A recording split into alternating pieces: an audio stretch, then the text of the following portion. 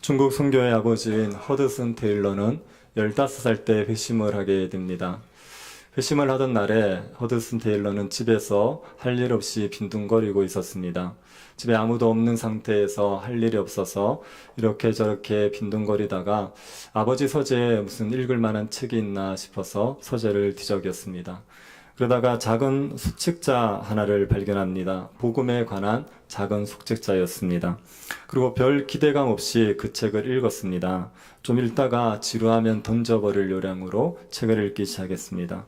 그때까지만 해도 허드슨 테일러는 회심에 대한 기대감이 없었습니다. 내가 회심을 해야겠다 이런 생각들이 없었습니다. 왜냐하면 허드슨 테일러가 어린 마음에 보니까 회심한 사람들은 너무 얼굴이 심각한 겁니다. 그리고 만나면 심각한 얘기를 자꾸 하니까 회심하는 것은 심각해지는 거구나 이런 생각 때문에 별 기대감이 없었습니다. 그래서 그냥 소책자를 아무 생각 없이 읽고 있는데 한 구절이 이제 허드슨 테일러의 마음을 사로잡습니다. 그리스도께서 이루신 사역 이렇게 얘기하는 겁니다.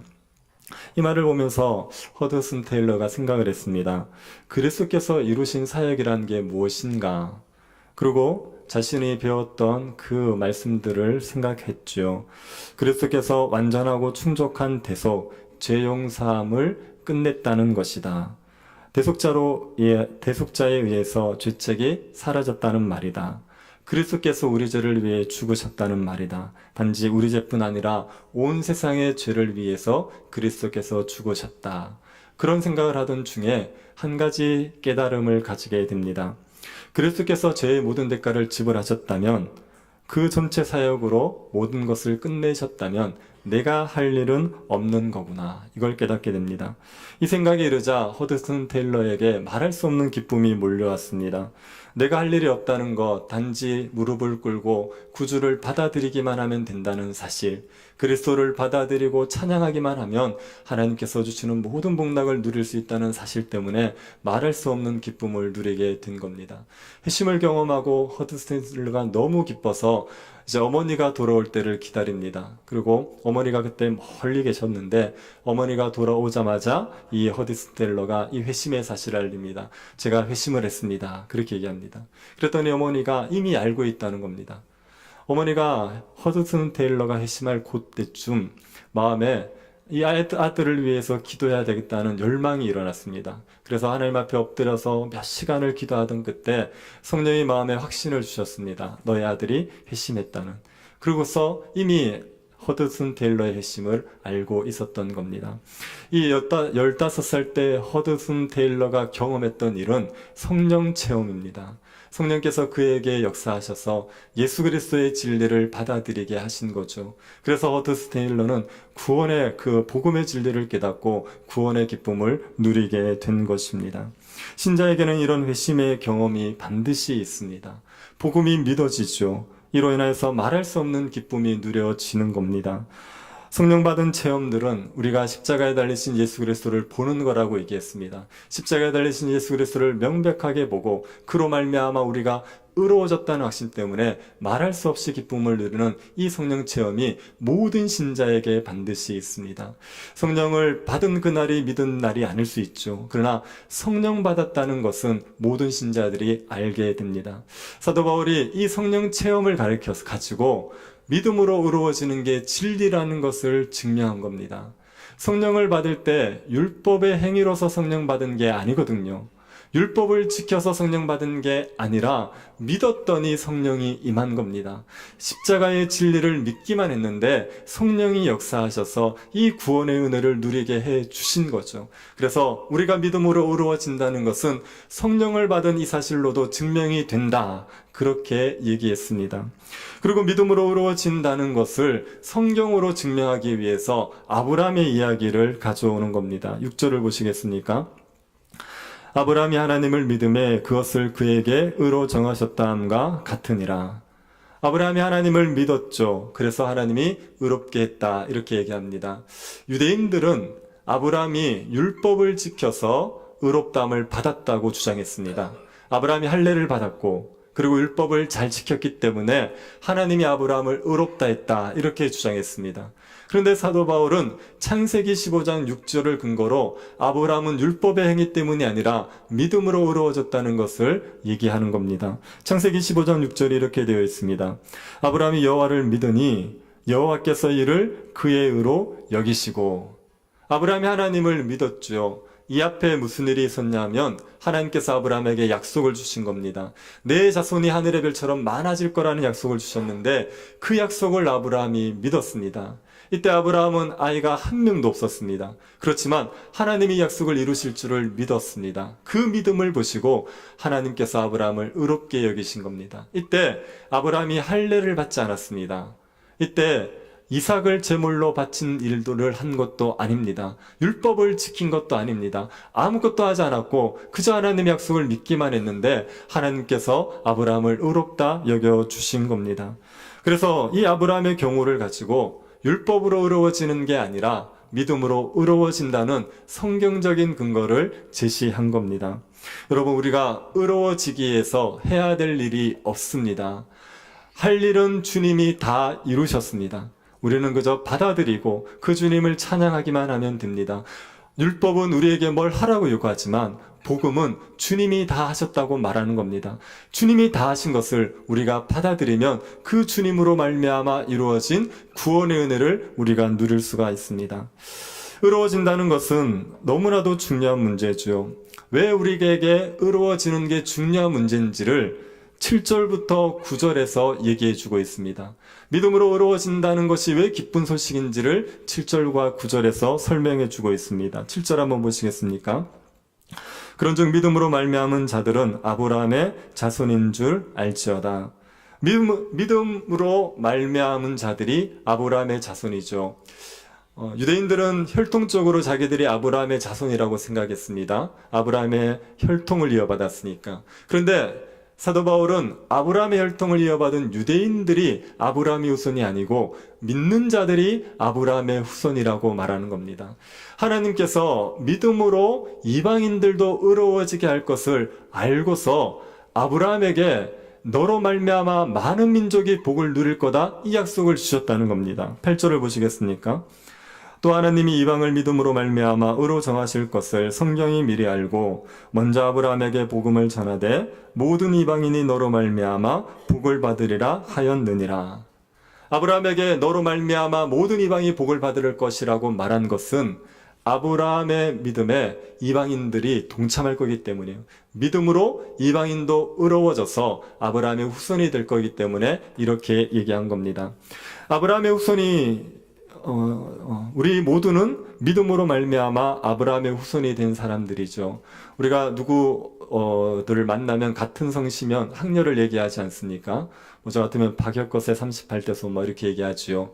근데 우리가 영적으로 치면 다 아브라함의 후손입니다. 그래서 누가 물으면은 박혁것의 38대손, 그리고 뒷말로 작게 아브라함의 120대손, 그렇게 얘기를 하십시오. 영적으로 우리가 다 아브라함의 후손들입니다. 아브라함의 후손이 된 사람들이 복을 받죠. 어떤 복을 받습니까? 9절 보시겠습니까? 그러므로 믿음으로 말미암은 자는 믿음이 있는 아브라함과 함께 복을 받느니라. 아브라함과 함께 복을 받습니다. 믿음을 가진 사람은 아브라함의 후손이 되어서 모두가 아브라함의 복을 받습니다.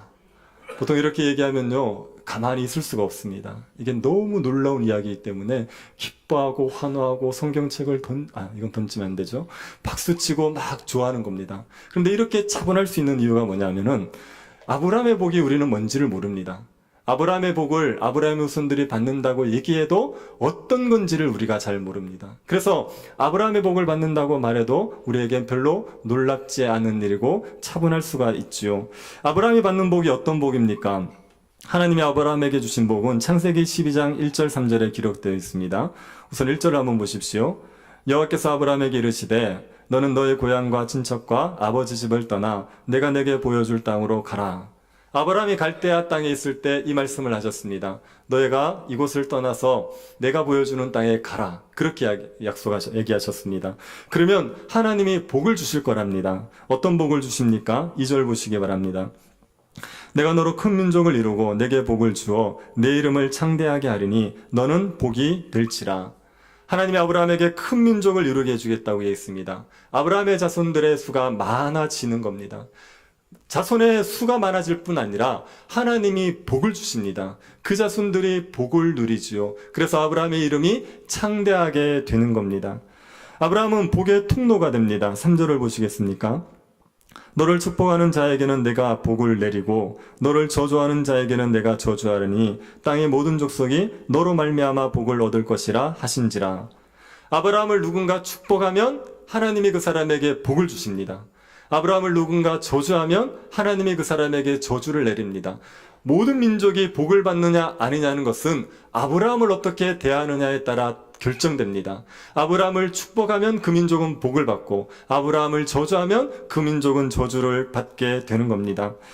이게 아브라함이 모든 민족에게 복을 나눠주는 복의 통로가 될 것을 말씀하시는 겁니다. 그리고 하나님께서 아브라함에게 가나안 땅도 주겠다고 약속하십니다. 창세기 12장 7절입니다. 여호와께서 아브라함에게 나타나 이르시되 내가 이 땅을 내 자손에게 주리라 하신지라. 하나님이 가나안 땅을 아브라함의 후손들에게 주시지요. 이 가나안 땅은 젖과 꿀이 흐르는 땅입니다. 풍요롭고 비옥한 땅을 주시게 됩니다.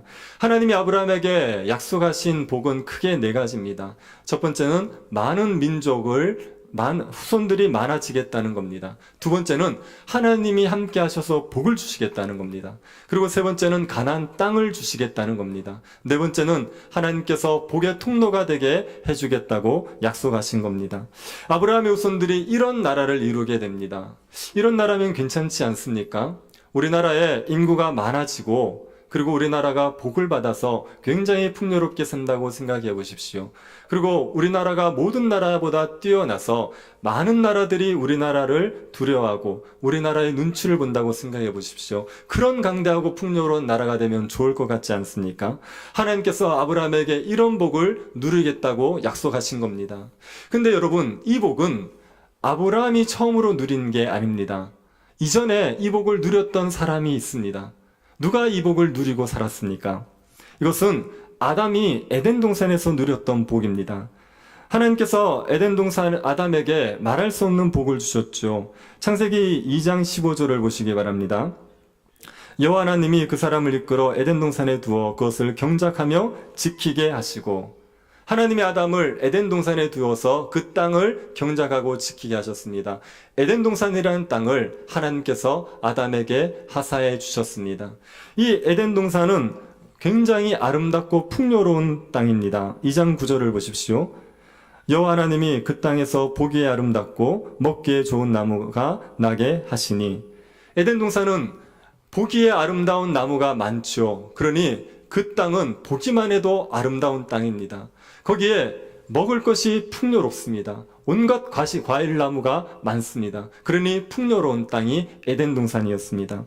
이 에덴 동산에서는 4개의 강이 흘러갑니다. 에덴 동산에서 사방으로 강이 흘러가기 때문에 에덴 동산 때문에 주변의 땅들이 비옥해지는 거죠. 그렇게 풍요로운 땅을 하나님께서 아담에게 주셨습니다. 그리고 하나님께서 돕는 배필을 허락해 주십니다. 아담이 깊이 잠들게 하시고 아담의 갈빗뼈로 여자를 만들어 주셨습니다. 이 여자를 봤을 때 아담이 뭐라고 얘기합니까? 2장 23절입니다. 아담이 이르되 이는 내 뼈 중에 뼈요 살 중에 살이라. 이것을 남자에게서 취하였은즉 여자라 부르리라 하니라. 아담이 여자를 볼 때 내 뼈 중에 뼈요 살 중에 살이라고 말하는 것은 한 몸임을 고백하는 겁니다. 남자와 여자가 서로 한 몸으로 친밀하게 살았습니다. 이 아담과 하와에게 하나님께서 번성의 복을 주십니다. 1장 28절입니다. 하나님이 그들에게 복을 주시며 하나님이 그들에게 이르시되 생육하고 번성하여 땅에 충만하라. 땅을 정복하라. 바다의 물고기와 하늘의 새와 땅에 움직이는 모든 생물을 다스리라 하시니라. 생육하고 번성하는 복을 주셨죠. 에덴 동산에서 생육하고 번성하면서 하나님이 주시는 풍요로움을 누리며 살게 해준 겁니다. 아담은 에덴 동산에서 자손의 번성의 복을 누리면서 하나님이 주시는 풍요로운 삶들을 살았습니다. 이 복을 하나님께서 아브라함에게 주시겠다는 겁니다. 아브라함은 가나안 땅에서 자손이 번성하고 하나님이 주시는 복으로 복의 통로가 되는 삶을 살아가게 만들어 주겠다고 하는 겁니다. 그래서 아브라함에게 약속하신 복은 원래 아담이 누리던 복입니다. 그 아담이 누리던 복을 아브라함에게 주시겠다고 약속하신 겁니다. 이 아브라함의 복을 한마디로 얘기하면 하나님 나라의 복이라고 말합니다. 하나님 나라의 복을 아브라함에게 허락해 주시죠. 하나님 나라라는 건 이런 겁니다. 하나님의 백성들이 하나님이 주신 땅에서 하나님의 통치 가운데 복을 누리고 사는 나라가 하나님의 나라입니다.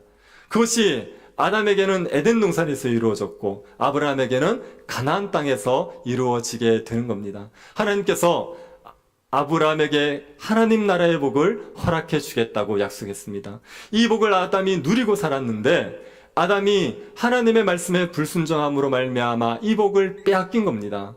하나님께서 선악과를 먹지 말라고 하셨는데 그걸 따먹음으로 말미암아 하나님을 대적하는 죄를 짓고 에덴 동산에서 쫓겨나죠. 하나님의 나라에서 추방된 겁니다. 그때부터 하나님의 나라의 복을 다 잃어버리고 고통스럽게 살아가게 되었습니다. 에덴 동산에서는 먹고 사는 걱정이 없었지 않습니까? 풍요로운 삶을 살았습니다. 그런데 에덴 동산에서 추방된 이후로 사람들이 얼마나 결핍에 시달립니까? 먹고 살기 위해서 땀 흘려 노동해야 되는 상황이 되었습니다. 우리가 지금도 얼마나 힘쓰면서 애쓰면서 먹고 살기 위해서 수고합니까? 우리가 잘 먹고 살려는 거 아니지 않습니까? 그저 그냥 먹고 사는 게 좀 조금만 풍요롭기를 바라는데 그것을 위해서도 정말 힘쓰고 애써야 되는 겁니다. 이게 하나님 나라에서 추방됨으로 말미암아 우리가 결핍에 시달리고 있는 모습입니다. 그리고 에덴 동산에서 사람들은 서로를 친밀하게 여기고 서로를 사랑하면서 지냈습니다. 내 몸처럼 사랑하면서 지냈습니다. 그런데 그 관계들이 아담의 범죄에 의해 깨어지게 된 거죠. 사람들이 서로 사랑하는 관계가 아니라 미워하고 다투고 시기하는 관계가 되어 버렸습니다. 사람들이 사람을 해치는 일이 일어나죠. 아담의 가정에서 최초로 일어났던 범죄가 뭡니까? 살인죄였습니다. 형이 동생을 죽이는 살인죄가 일어났습니다. 사람들 사이에 서로 죽고 죽이는 일이 일어납니다. 이번 주에도 전주에서 살인사건이 있지 않았습니까? 자기 집에 불을 지르고 도망 나오는 이웃을 죽이는 일이 있었습니다. 이런 일들은 에덴 동산에서 꿈도 꿀 수 없던 일인데 그 에덴 동산에서 추방된 이후에 세상에 이렇게 사람들과의 관계가 깨어지게 되었습니다. 그래서 지금은 부부간에도 사랑하면서 사는 것이 힘든 세상이 되어버렸습니다. 관계의 결렬들이 일어나게 되었습니다.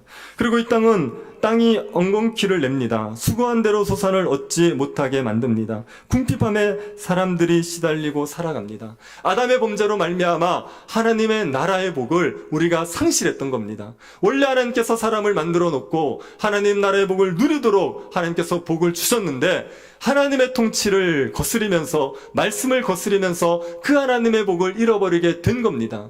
그런데 하나님이 그 하나님 나라의 복을 아담이 누렸던 그 복을 아브라함에게 다시 누리게 해주시는 거예요. 아브라함에게 그 복을 누리게 해주겠다고 약속하셨던 겁니다. 그래서 아브라함의 후손들이 이 하나님 나라의 복을 누리게 됩니다. 오늘날 아브라함의 후손들은 누구라고 했습니까? 혈통적으로 유대인입니까? 아니요. 예수를 믿는 사람들, 예수를 믿어서 의로워진 사람들이 아브라함의 후손들입니다. 그래서 예수를 믿어서 의로워진 사람들이 이 하나님 나라의 복을 누리게 되는 거죠. 예수를 믿는 순간 하나님 나라 백성이 되어서 이 하나님 나라의 복을 누리기 시작하게 되는 겁니다. 그걸 아시죠? 우리는 예수 믿는 사람들은 죽어서 천국에 가는 게 아니죠. 예수 믿는 사람들은 이 땅에서 이미 천국 백성으로 사는 겁니다. 그리고 죽어서 천국을 누리고 예수 그리스도 오시면 완전한 천국을 누리게 되는 겁니다. 그래서 예수 그리스도를 믿는 사람들은 이미 하나님 나라 백성이 되어서 하나님 나라의 복을 누리기 시작하는 겁니다. 남의 이야기처럼 들으시면 안 됩니다. 이게 우리의 이야기입니다. 예수를 믿어서 의로워진 저와 여러분이 하나님 나라의 복을 누리고 살아가고 있는 겁니다. 우리가 이 땅에서 누리는 하나님 나라의 복이 뭡니까? 여러분은 예수를 믿어서 어떤 복을 누리고 살아가고 계십니까? 우리가 이 땅에서 현재적으로 누리는 하나님 나라의 복을 로마서 5장 1절 2절이 말해주고 있습니다. 1절 2절 보십시오. 그러므로 우리가 믿음으로 의롭다 하심을 받았으니 우리 주 예수 그리스도로 말미암아 하나님과 화평을 누리자. 또한 그로 말미암아 우리가 믿음으로 서 있는 이 은혜의 들어감을 얻었으며 하나님의 영광을 바라고 즐거워하느니라. 예수를 믿음으로 의로워진 자에게 주시는 세 가지 복을 여기서 얘기하고 있습니다. 첫 번째는 하나님과 화평함을 누리는 겁니다. 예수 그리스도를 믿기 전에는 하나님과 적대적인 관계였습니다. 하나님과 적대적인 관계이기 때문에 삶의 평안이 없는 겁니다. 삶이 불안하고 힘들고 염려가 많은 것은 하나님과 원수된 관계가 되었기 때문입니다. 그런데 우리는 왜 그런지 몰랐죠. 무엇 때문에 이렇게 삶이 공허하고 힘든지 몰랐는데 그게 하나님과 원수된 관계 때문에 그랬던 겁니다. 그런데 예수를 믿으면 그 하나님과 원수된 관계가 화평해지는 거예요.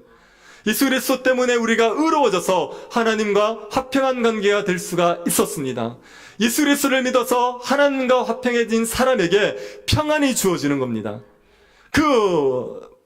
그 많이 가진 사람, 세상에 높아진 사람도 누릴 수 없었던 평안이 예수를 믿는 사람들에게 주어지는 겁니다. 하나님과의 화평함 때문에 평안을 누리지 않습니까? 그 평안은 우리의 삶 전반에 평강을 가져오게 되어 있습니다. 우리의 마음이 평안하면 사람들과의 관계 속에 화목해집니다. 미운 사람들이 사라지고 적대적인 사람들이 사라지게 되어 있습니다. 그리고 우리가 하는 일들이 잘 되게 되어 있습니다. 우리가 그 일을 전념할 수 있기 때문에 우리의 삶에 풍요로움이 주어지게 되어 있습니다. 그래서 예수 그리스도를 믿으면서 하나님과 화평하게 된 사람들의 삶에 총체적인 평강이 주어지게 되어 있습니다. 이게 예수 믿는 사람들이 지금 현재적으로 누리는 복 중에 하나입니다. 그리고 우리는 하나님의 은혜의 보좌 앞에 들어갈 수 있습니다. 하나님의 은혜의 보좌 앞에 나아갈 수가 있습니다. 하나님의 은혜의 보좌 앞에 나아가는 게요, 예전에 헬라 시대로 말하면 왕 앞에 나아가는 겁니다. 그 왕의 보좌 앞으로 나아가는 겁니다. 그 구약의 성경으로 얘기하면 하나님의 지성소로 들어가는 겁니다. 하나님의 은혜의 보좌 앞으로 들어가면 우리가 뭘 할 수 있습니까? 그 은혜의 보좌 앞에서 하나님과 교제를 누리는 거죠.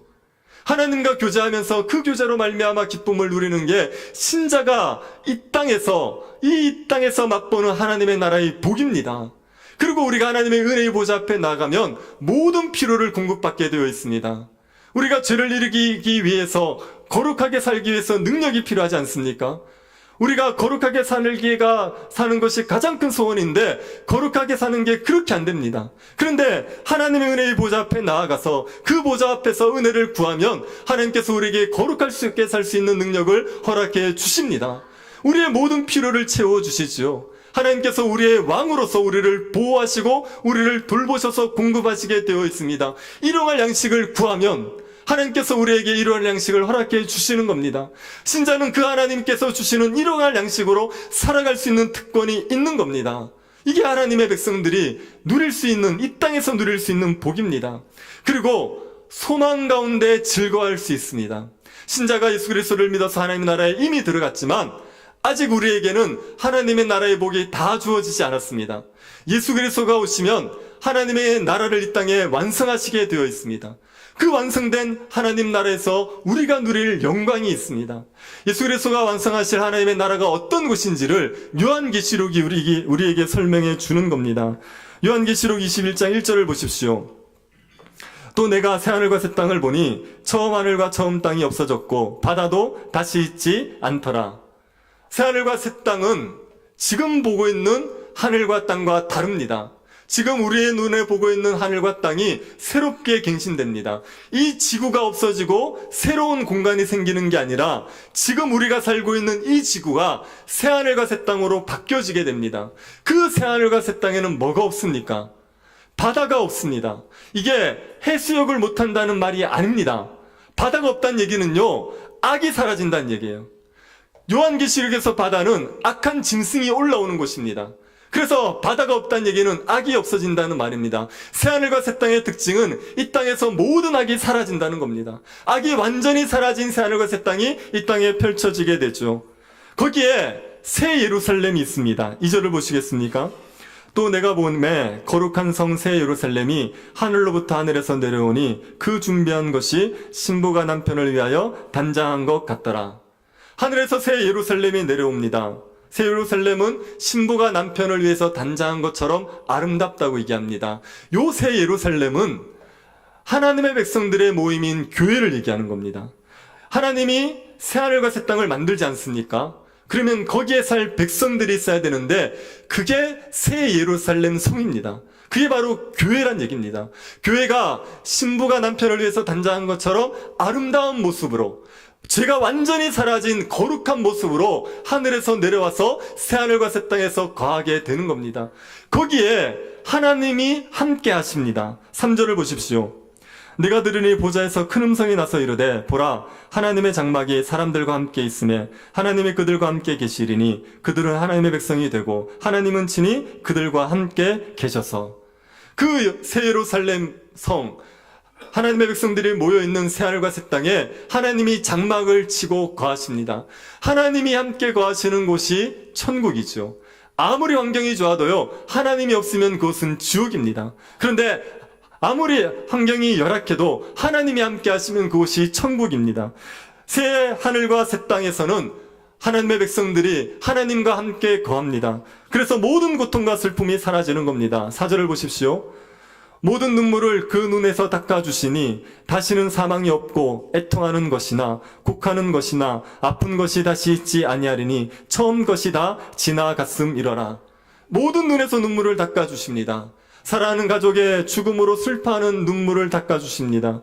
질병으로 인하여 흘리는 눈물을 닦아주십니다. 삶이 힘들어서 흘리는 모든 눈물들을 닦아주시고 우리의 눈에서 눈물이 사라지게 해주십니다. 다시는 애통하는 것이 없고 곡하는 것이 없습니다. 아픈 것도 사라집니다. 이 땅의 모든 고통이 사라지고 하나님과 함께 하심으로 말미암아 영원한 복락을 누리게 되는 곳, 그것이 새하늘과 새 땅입니다.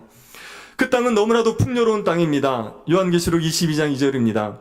길 가운데로 흐르더라. 강 좌우에 생명나무가 있어 12가지 열매를 맺되 달마다 그 열매를 맺고 그 나무 잎사귀들은 만국을 치료하기 위하여 있더라. 생명나무에 12개의 열매가 맺힙니다. 1년에 12개의 열매가 맺힌다는 것은 한 달에 새로운 열매가 맺힌다는 얘기입니다. 이 얘기는 그 나라가 너무나도 풍성한 곳이라는 것을 말해주는 겁니다. 새하늘과 새 땅은 궁핍함이 사라지고 결핍이 사라지고 풍요로움이 가득한 땅입니다. 예수 그리스도가 오시면 우리에게 이 새하늘과 새 땅을 허락해 주실 거고 우리는 여기에서 영원히 하나님과 함께 거하게 됩니다. 신자가 이 영광을 본 자들입니다. 이 영광을 받기 때문에 이것 때문에 기뻐할 수 있는 사람이 신자입니다. 우리는 지금 이 땅에서 하나님의 나라를 맛보지요.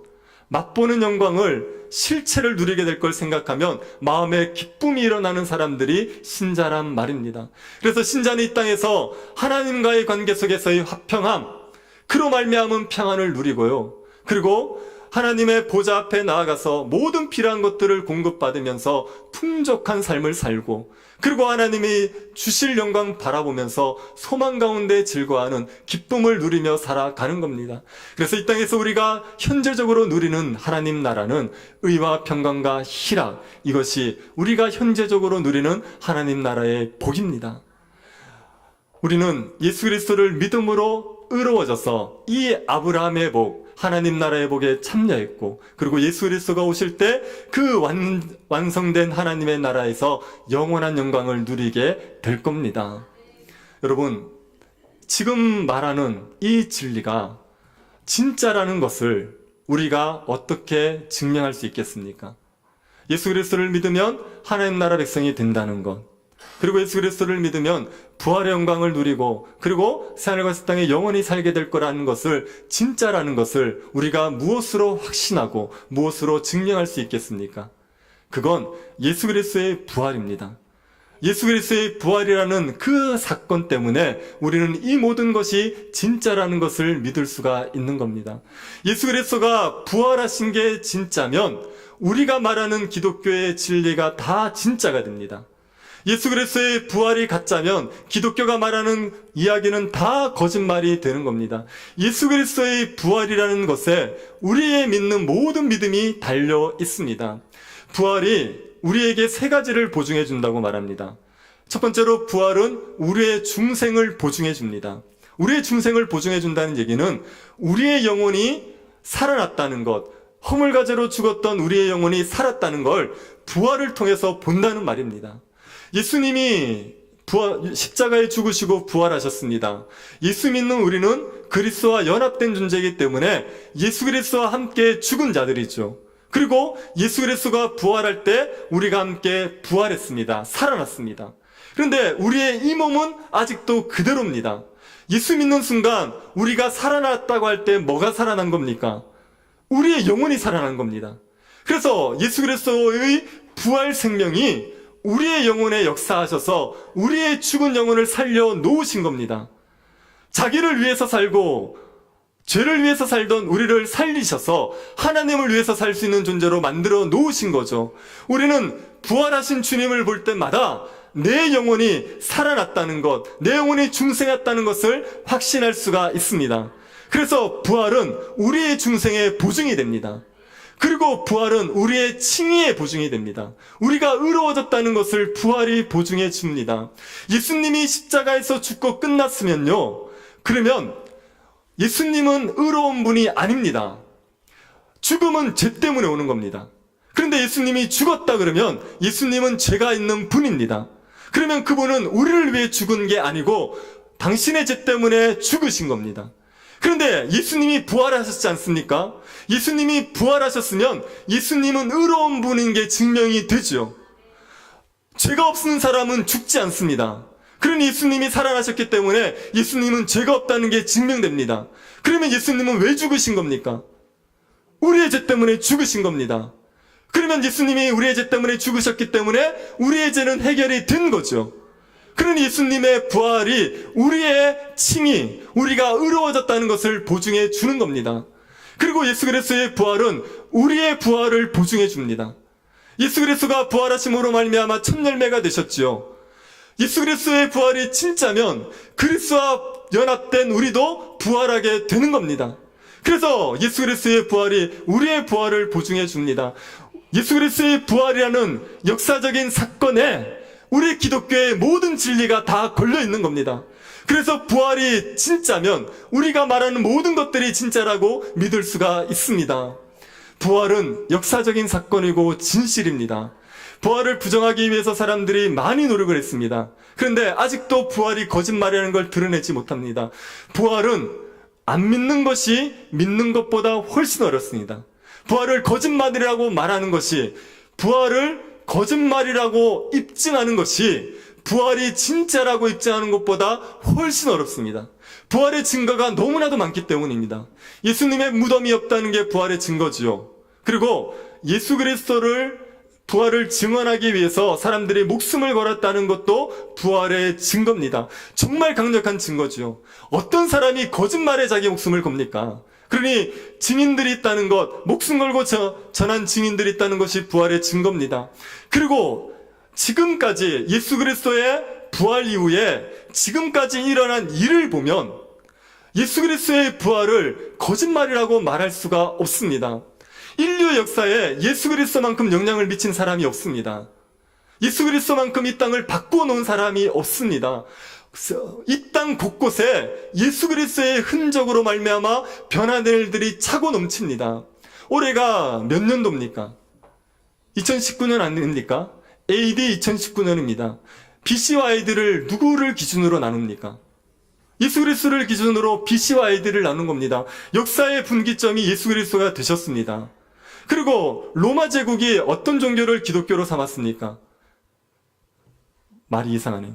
로마 제국이 뭐를 국교로 삼았습니까? 기독교를 국교로 삼은 거 아닙니까? 그 기독교를 국교로 삼고 로마 제국이 변한 거 아닙니까? 유럽이 어떤 토대 위에 문화를 세웁니까? 기독교 토대 위에서 예수 그리스도 위에서 그 지금의 문화를 세운 겁니다. 노트르담 성당이 화재가 나서 지금 다들 안타까워하지 않습니까? 그 성당이 누구 때문에 세워졌습니까? 예수 그리스도 때문에 세워진 겁니다. 성 베드로 성당은 누구 때문에 세워졌습니까? 예수 그리스도 때문에 세워진 겁니다. 미국은 어떤 사람들이 세운 나라입니까? 예수 그리스도를 따르는 사람들이 세운 나라입니다. 온갖 곳곳에 예수 그리스도로 말미암은 흔적이 있단 말입니다.